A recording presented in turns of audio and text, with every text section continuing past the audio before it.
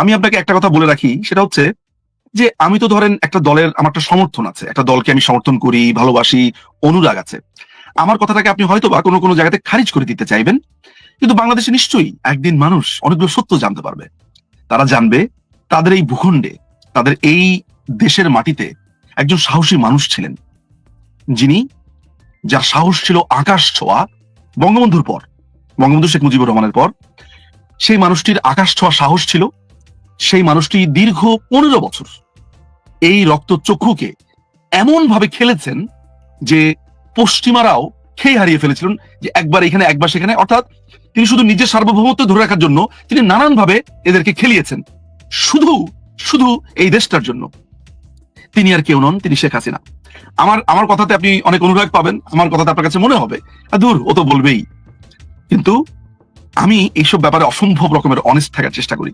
আমি যে তথ্য জানি, বেশি তথ্য না জানলে ভালো হতো আর কি, লাইফে যত কম জানা যায় মাঝে মধ্যে ভালো। আমি যে তথ্য জানি সেই তথ্য আমি একটুকু বলতে পারি, যে মাননীয় প্রধানমন্ত্রী শুধু তার দেশের কারণে, এই দেশের মাটিকে বাঁচাবার জন্য তাকে এই জলাঞ্জলি তাকে দিতে হয়েছে। কিন্তু আপনি এটাও জেনে রাখেন, আমি আপনাকে একটু স্মরণ করিয়ে দিতে চাই লুবুম্বার কথা, কঙ্গোর। আপনি আন্তর্জাতিক বিষয়ের ছাত্রী, আপনাকে আমি মনে করিয়ে দিতে চাই চিলির প্রেসিডেন্ট আলেন্দের কথা, সালভাদর আয়েন্দে। আমরা আলেন্দে বলি, বাট সালভাদর আয়েন্দে, তিনি একজন নির্বাচিত সমাজতান্ত্রিক নেতা। তাকে পিনোশে 2 বছরের মাথাতে তাকে দখল, তার বাসভবন ঘেরাও করে তিনি আত্মহত্যা করেন, যদিও এটাকে আমি খুনি বলবো। এভাবে অসংখ্য নজির রয়েছে।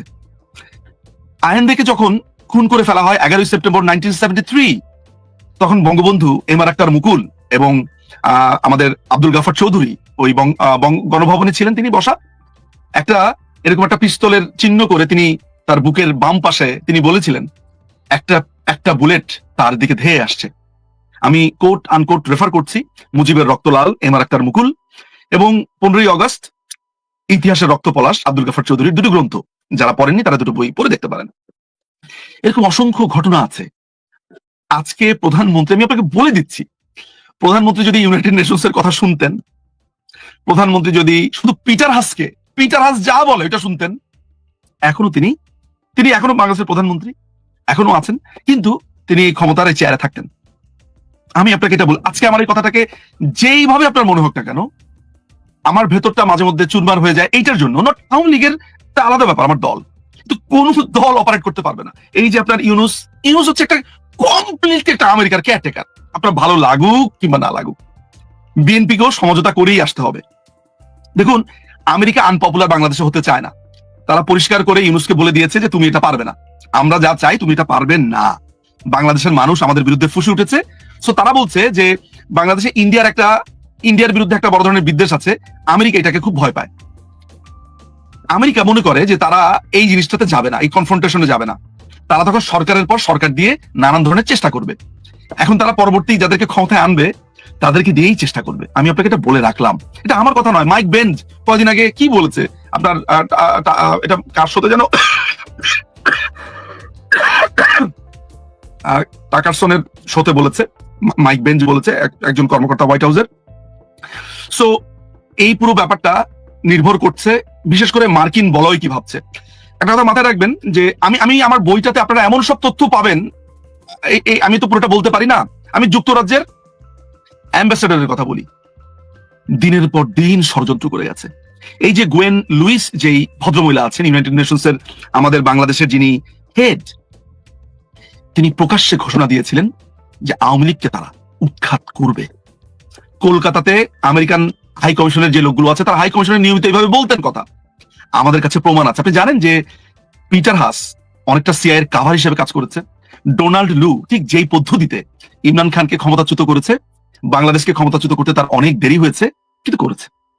সো আলটিমেটলি যেটা হয়েছে, তার মানে আপনি যদি আপনার কথা যদি আমি সারাংশ উপসংহার ধরি, এটি পুরোপুরি আমেরিকার একটি, আমি বলবো আমেরিকা ইউনাইটেড নেশনস, এখানে ইউনাইটেড নেশনস এ খুবই কার্যকরী ভূমিকা যে রেখেছে সে হচ্ছে ভলকার তুর্ক।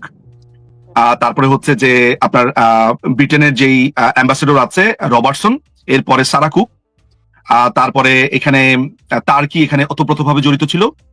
চায়না দূরে দূরে থেকেছে, বাট চায়নার এখানে ইন্ধন ঠিক ওই অর্থে না। চায়নার ইন্ধনটা একটু ইন্টারেস্টিং, সেটাতে আমি পরে হয়তো আসবো। কিন্তু টার্কির এখানে সরাসরি অর্থ বিনিয়োগ ছিল। কাতারের এইখানে সহযোগিতা ছিল, এরা সব একজোট হয়েছে। এর কারণ হচ্ছে বাংলাদেশ তার ডিপসির ব্যাপারে একটা বড় সিদ্ধান্ত নিয়েছিল, তার পোর্টগুলোর ব্যাপারে সিদ্ধান্ত নিয়েছে। মায়ানমারের যেই আমেরিকার যে মায়ানমার অ্যাক্ট আছে, প্রধানমন্ত্রী এটাকে কমপ্লিটলি নো বলেছে। আরো অনেক ঘটনা, বিশেষ করে সিলেটে ইউরেনিয়ামের একটা মজুদ আছে, আপনারা হয়তো বা সেটা জানবেন, এটার দিকেও নজর আছে। রাশিয়ার একটা প্রজেক্ট আছে যেটা আমেরিকা ভালোভাবে নেয়নি। এই ছাড়াও আমাদের যেই এয়ারবাস যেটা আছে, অর্থাৎ বোয়িং নেত্রী কেনেন নাই, বোয়িং কিনবেন না তিনি এয়ারবাস কিনবেন। এটাও একটা বড় ধরনের বাণিজ্যের একটা ওদের ভয়ঙ্কর রকমের আপনি বলতে পারেন অসম্মতি ছিল। তিনি চায়নার সাথে তার বাণিজ্যকে খুব বাড়িয়েছিলেন, যেটা আমেরিকা খুবই বাঁকা চোখে দেখেছিল এবং তারা নিতে পারেনি। এবং আরেকটি গুরুত্বপূর্ণ ব্যাপার, ইন্দো প্যাসিফিকে যে কোয়াডের যে বিষয়টা ছিল, সেখানে বাংলাদেশ যে 15 আউটলুক দিয়েছে, এটা মার্কিনীরা খুবই বাজেভাবে নিয়েছে। ব্যাপারটাকে মনে করেছে যে এরা এত ছোট একটা রাষ্ট্র আমাদের সাথে এইভাবে পাঙ্গা নিয়েছে, এটার প্রতিশোধ তারা নেবে। যদি বাংলাদেশ আওয়ামী লীগ সেম জিনিসটা অ্যাপ্লাই করে, যদিও বাংলাদেশ আওয়ামী লীগ সেটা করবে না, কারণ মাননীয় প্রধানমন্ত্রী নানানভাবে বক্তব্য বলেছেন এবং আমার সাথে ব্যক্তিগত আলাপনেও তিনি পরিষ্কার করে বলেছেন যে এই যে গুজব রটানো হচ্ছে যে বাংলাদেশ আওয়ামী লীগ ক্ষমতায় আসলে গণহত্যা করবে, প্রতিশোধ নেবে, কিছুই না। বাংলাদেশ আওয়ামী লীগ কার উপরে প্রতিশোধ নেবে? এই ছাত্রছাত্রী যাদেরকে ভুল বুঝিয়ে রাজপথে আনা হলো, নেভার। বাংলাদেশ আওয়ামী লীগ যেটা করবে, যে বাংলাদেশ আওয়ামী লীগ একটি ম্যাজিক্যাল আওয়ামী লীগে পরিণত হতে চায়, যেই ম্যাজিক্যাল আওয়ামী লীগ মেহনতি মানুষের কথা বলবে, একজন শ্রমিক এবং কৃষকের দিকে নজর দেবে, একজন কৃষক যাতে সংসদে এসে তার কথা বলতে পারেন সেই ব্যবস্থা করবে, একজন ছাত্রছাত্রী যারা তাদের ক্ষোভের কথা বলতে পারবে, তাদের প্রাপ্তি অপ্রাপ্তির কথা বলতে পারবে। বাংলাদেশ আওয়ামী লীগ ঠিক এমন একটি আওয়ামী লীগ হবে যেখানে বুর্জোয়া বা ক্যাপিটালিস্টদের একটা হাব এই বাংলাদেশ আওয়ামী লীগ হবে না। আওয়ামী লীগ কাদের দল হবে জানেন?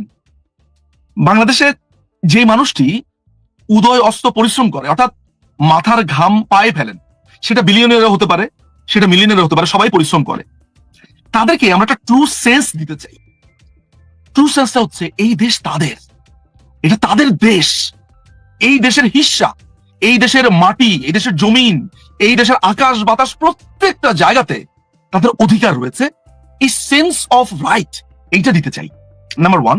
নাম্বার 2 হচ্ছে আমাদের তরুণরা হচ্ছে আমাদের সম্পদ, আর আমাদের যারা প্রবীণ তারা হচ্ছে আমাদের নির্দেশক। আমরা এই তরুণ এবং প্রবীণদের একটা ব্রিজ করে দিতে চাই। আমাদেরকে অনেকে মনে করে যে আমরা নাকি ক্ষমতায় গেলে এদেরকে মেরে ফেলবো, এই স্টুডেন্টরা যারা নেমেছে রাস্তাঘাটে, আমরা এদেরকে জড়িয়ে ধরবো,